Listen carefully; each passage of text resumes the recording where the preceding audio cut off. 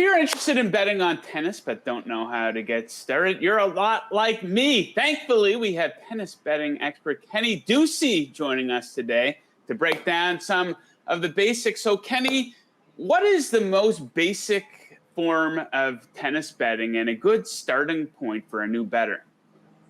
Yeah, well, the most basic form is certainly just a money line bet. You have obviously in big tournaments, you'll have lopsided matchups early on. It's hard to lay $10,000 to win a $100 on Rafael Nadal in the first round at a Grand Slam. But, in a lot of these matches, some of these lines are very gettable. Usually what I like to do is pick out matches that are near a pick'em, money lines anywhere from -110 to -150. And you can get a good feel for whether or not someone's undervalued or maybe, there's an underdog that's slightly mispriced at a +120, +130. Those tend to be the most fun matches to bet. Also the easiest matches to bet because a lot of times making a call on a big underdog is very difficult, especially at a Grand Slam tournament where the lines are sharp. So normally the most basic form of betting is either to take a money line at a match that's essentially around a coin flip if you can figure out a good edge, or take a spread on a favorite or an underdog who you think might be able to keep a match close or maybe not in terms of the favorite winning. So those are generally where you start. Okay, so what other types of bets are popular with tennis bettors? Yeah, so I mentioned spreads. Spreads are very, very popular. Now you have two types of spreads. You've got a game spread and a set spread. Now normally in a regular season tournament, a non-Grand Slam tournament, you're going to have best of 3 tennis going for both the men and the women. So set spreads are just pretty straightforward. You have +1.5 sets or -1.5 sets if you think the favorite or the underdog, if you want to take an alt spread, is going to win in 2 sets. You take the -1.5 sets. If you think they're just going to win 1 set in the match, you take +1.5 sets. Obviously, for the men in Grand Slams, they play best of 5, so there's different variations. You have +2.5 sets, which would just be some guy to win 1 set, or +1.5 sets would be the guy to win 2 sets. Also, some books call this X player to win X amount of sets, but they're one and the same. The more popular version of the spread betting, though, is certainly on the games. Now, that is a little trickier because it's just the total games won by each player. So if you take an underdog, for example, at +5.5 games, he loses 6-4, 6-4, 7-6. You cash that bet because he lost by 5 games exactly. He cashed to under 5.5 games, and same goes for the favorites. So the spreads are certainly very popular. Totals as well,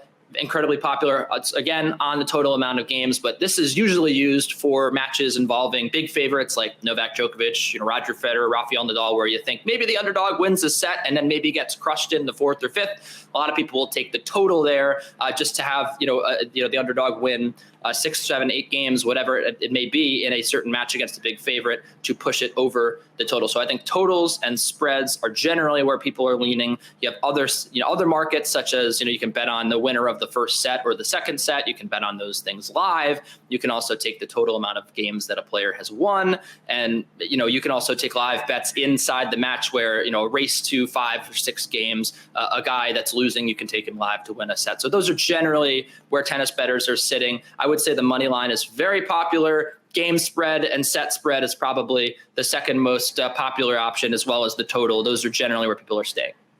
Okay, so what about futures bets? Like in the NFL, you can bet on who's going to win the Super Bowl. Major League Baseball, who's going to win the World Series. What is the equivalent of that for tennis?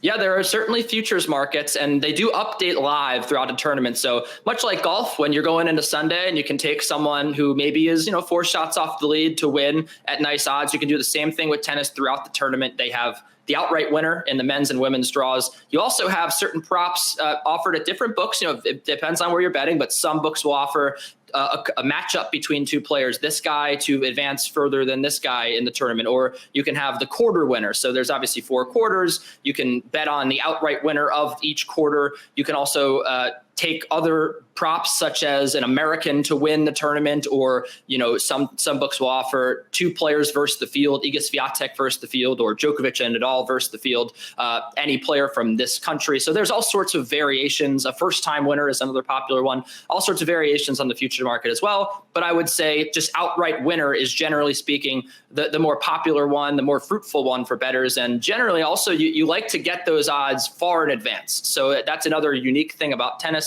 is right now now, if you're watching Wimbledon and unfold, you can bet next year's Wimbledon winner or maybe just after Wimbledon, and then you can see the odds decrease if you pick the right person to say, okay, well, this person is going to have a great season, push closer to winning Wimbledon.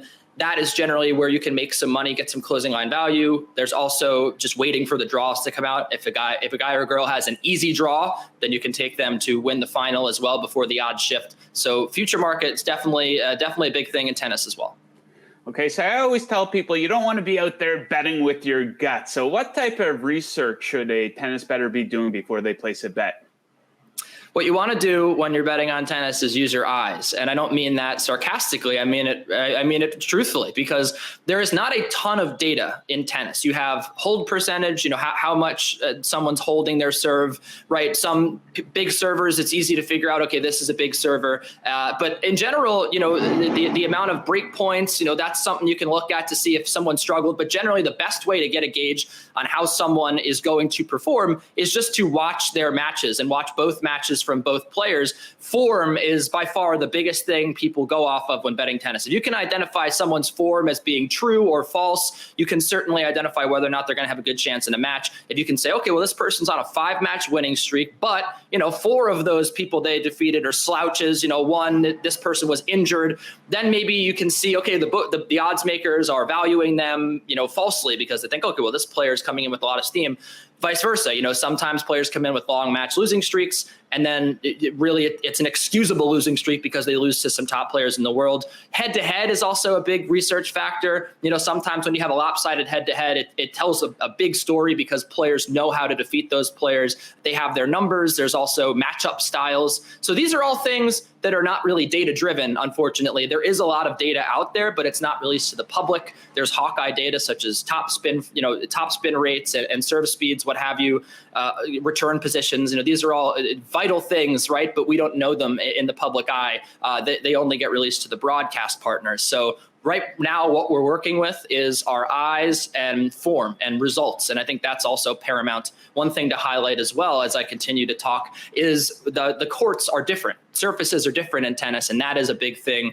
When you go to clay season, a lot of people who are dominant on hard courts and sometimes grass courts as well are not going to be the same on clay, and vice versa. Sometimes you'll get a high-ranked player who has made all of their money and all of their ranking points on clay. That style of play doesn't always fit a grass court or a hard court. And sometimes they're not going to be true to their ranking or their seeding in a tournament. So it's important to understand as well how players perform on every surface. Some players obviously are good on every surface, like Nadal and Djokovic, some of the greats in the games, Zverev, Tsitsipas on the men's side, Iga Swiatek, Maria Sakkari on the women's side, right? But there are other players who specialize on one surface. So it's important to figure out how they perform, what their records are on either surface, and then you can truly figure out how a player should fare in a given match.